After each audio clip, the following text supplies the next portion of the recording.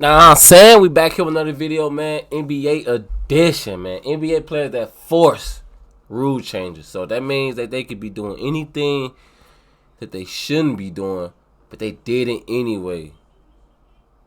If that makes sense. Because I think it makes sense. You know what I'm saying? I don't know, man. Appreciate y'all tuning in, man. Hit that like button. Subscribe to my YouTube channel. It's your boy Els, man. A.K.A. 773. If you don't know what that means, that's Chicago area code. You know what I'm saying? But, who was that? Chris? His name was like Chris Humphrey or some shit? I don't know his name. Look at DeMar DeRozan right there, bro. Look at him. You see him? Man, I miss the NBA right now, man. Shout out to the Golden State Warriors, man, for the NBA championship, man. 2022, man. Boston Celtics, man. Y'all was that close, bro. But you ain't get the job done. We're going to get into this video. Let's go right now. One NBA player cheated his way into the All-Star game. Another smelled so disgusting that he cleared out an entire locker room. Oh. These are the NBA players that forced rule changes. Nothing compares to how James Harden I just knew he was cheated his way to over 30 points per game. It all started when a young Harden was traded from the Thunder to the Rockets. The man was a bench player at the time, only averaging 9.9 points per game. But after that trade, he became an NBA superstar, averaging 25.9 points per game. That's a 16-point increase in just 3 seasons. This kind of improvement in that short of time is something hard to believe. So it brought a lot of skepticism to Harden. Was he cheating? Well, the NBA had some suspicions now, and they started keeping a close eye on him. And then he was caught doing the unthinkable. See, Harden's been notorious for getting to the free throw line, but during his first year in Houston, he nearly tripled his free throw attempts per game. Just to put things into perspective, people think someone like LeBron gets all the calls.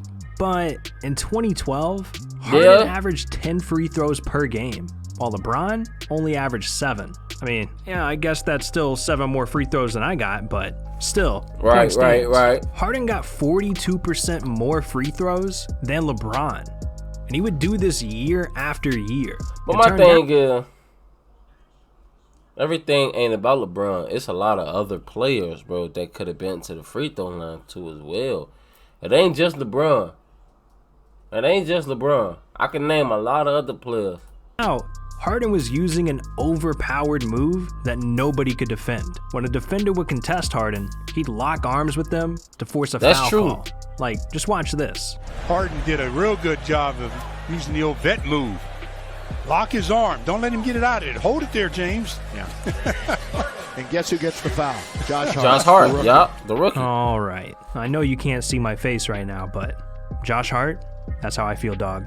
But anyways, the league was forced to step in, too. And in 2017, the Harden rule was officially introduced, stating that you can no longer draw a foul by forcing the contact yourself. And if a player isn't already shooting before the call, it's just a common foul.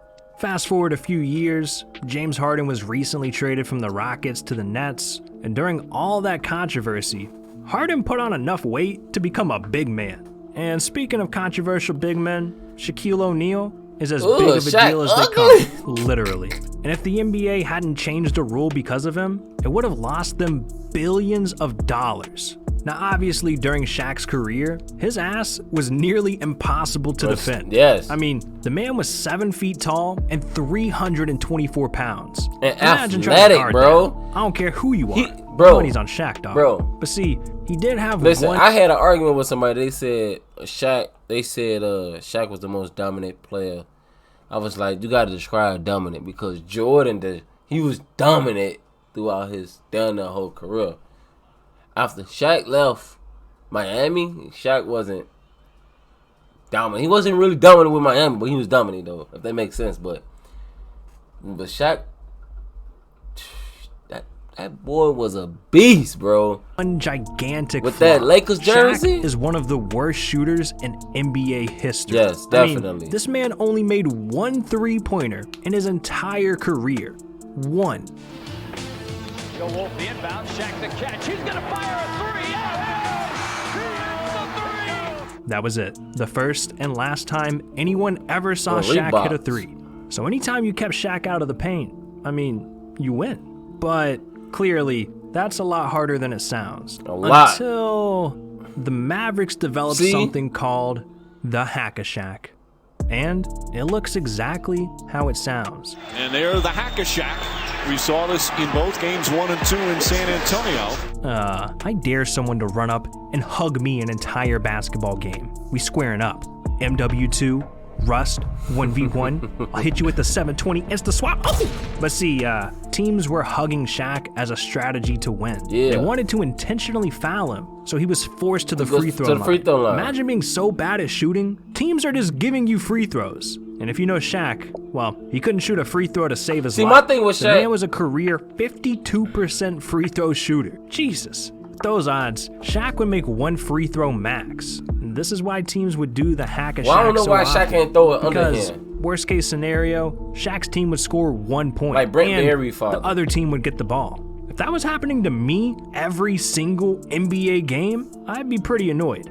But Shaq was furious. So one day, he decided the rules need to change, and he barged into the commissioner's office and threatened to start swinging on people if they kept fouling him, and especially if they didn't drop a like and subscribe to the channel. Yeah, Shaq's gonna beat your ass, and I know you won't win that fight, so don't risk it. That is crazy, bro. That's nuts, bro. That's nuts, bro. Like, hey, you ain't gonna. You gonna keep these people keep following me? I'm just be swinging. But anyways, Shaq stared David Stern down and yelled, "Next time someone Hack-a-Shacks me, I don't mind taking 15, 20 games out." Just imagine, you're on the phone and a 300-pound man bursts through your glass door like the Kool-Aid man, threatening you. Would you do what he says? Well, David Stern didn't, so the Hack-a-Shack continued. And it caused some games to last over 3 hours because of all the free throws. It even got to the point where fans were booing their own teams. I mean, imagine someone getting fouled and shooting 30+ free throws in one game. But not only that, the worst free throws. So, enough was enough. The NBA finally added a rule. I remember that. I was watching that. Kinda. It stated that any foul away from the ball gives the other team a free throw and possession. The catch was, this only applies during the last 2 minutes of a quarter. So, it can still happen to this day. But look, at least Shaq wasn't playing dirty to cause rule changes. I can't say the same for Zaza Pachulia. Now, he's not the most well-known player, but he set a record for causing the most rule changes in a single season. I want to know what Zaza did, because I feel like I know, but I don't like the tens know. Of thousands of people but he did cause some issues it in the started NBA, in 2017. Coming into the All-Star game, it usually comes down to the best players being guaranteed a spot. But something weird happened with the votes. Out of nowhere, Zaza Pachulia started getting more votes than Kawhi Leonard, DeMarcus Cousins, and Anthony Davis. Okay, I don't know nothing about this then. Let's take a look at the stat differences for a second. Kawhi Leonard, 25 points per game. DeMarcus Cousins, 27 points per game. DC was the beast, bro. 28 points per game. And Zaza Pachulia at a small, pathetic, embarrassing 6 points per game. Disgusting. Mr. Pachulia, are you even playing? What's going on? 6 points? I could score 6 points. It doesn't take a rocket scientist to know that Zaza does not belong. So the NBA knew something suspicious was going on. A bench player was literally going to be a starter in the All-Star game. What? Well, that's nuts. Zaza was born in Tbilisi, the largest city in Georgia with over 3.7 million people. No, not that Georgia. Figure that he this had Georgia. Somebody. Come on. And because he was the only current NBA player from that city, the entire country rallied together to get Zaza in the All-Star game. Well, the entire country. All of them. But even though he had supporters, he clearly didn't belong with the stars. So the league was forced to create the Zaza rule, which basically made the fan votes worth 50% less, putting the control back into the NBA's hands. So now you can only make the game if you actually deserve it, not just because you were a meme or popular in the country you're from. Right, that's true though. This was just the first rule change Zaza had that year. Just a few months later, he nearly ended a career, and the NBA was forced to intervene. That's what it was, At the time, that's Zaza what it was. On the Warriors. He hurt Kawhi Leonard. They were on a Leonard. role in the NBA playoffs. They steamrolled through the first 2 That's rounds, who that was. sweeping the Blazers and Jazz 4-0. And when the Warriors reached the Western Conference Finals against the Spurs, I there were remember predictions that Kawhi Leonard and the Spurs could pull off an upset. So coming into Game 1, all eyes were on this series. In the second quarter, Kawhi and the Spurs completely took over. Dunks, layups, threes, they were hitting everything, and the Warriors just couldn't keep up. Somehow KD, Steph, Clay, Draymond, and the King Zaza himself didn't look like enough. The Spurs went up by 25 points. This looked like it was going to be the Warriors' first loss in the playoffs. But with 8 minutes left in the third, and the Spurs up 76-55, this happened. And Leonard goes down Damn. again. And he's in pain again in front of the Spurs bench. And Leonard gingerly getting up. Again, that's what they call all the time tough when you call. get your feet into the landing space of the shooter. Yeah.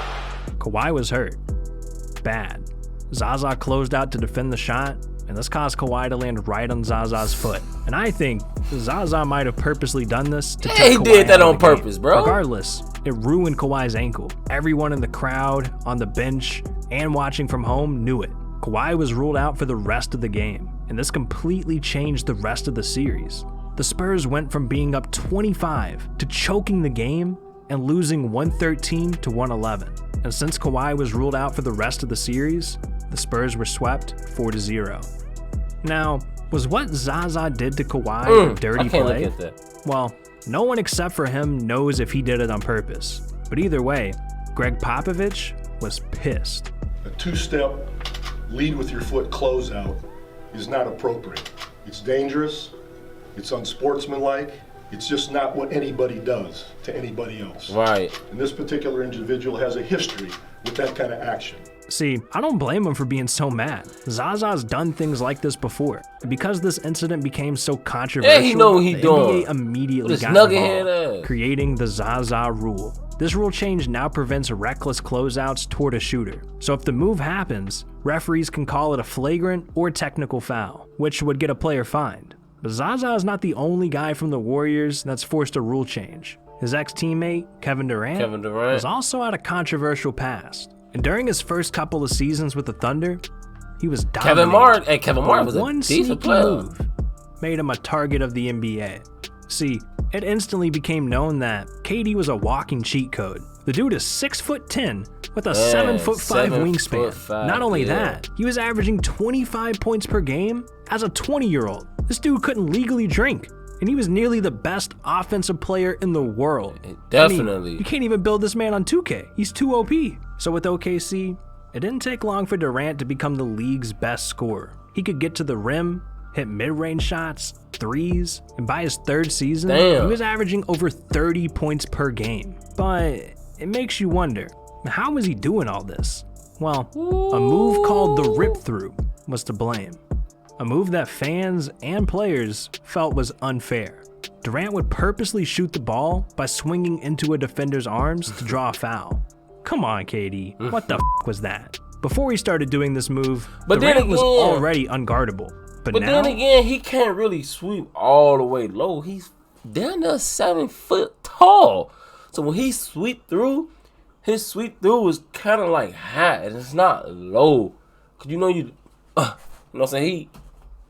I don't know, man. It's crazy. The refs were practically handing him free throws, and the NBA couldn't do anything about it because it was indeed a foul. So they were forced to change it from a shooting foul to a common foul. That way players can't manipulate themselves to the free throw line instantly in a game or quarter. And even though the NBA changed the rules for this, KD still tries to cheat his way into free throws.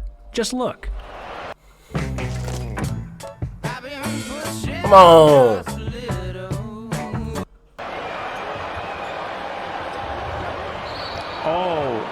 When he was in OKC, he used to get this maybe 4 or 5 times. But the funny thing is, I don't think there was a foul. Crazy, man.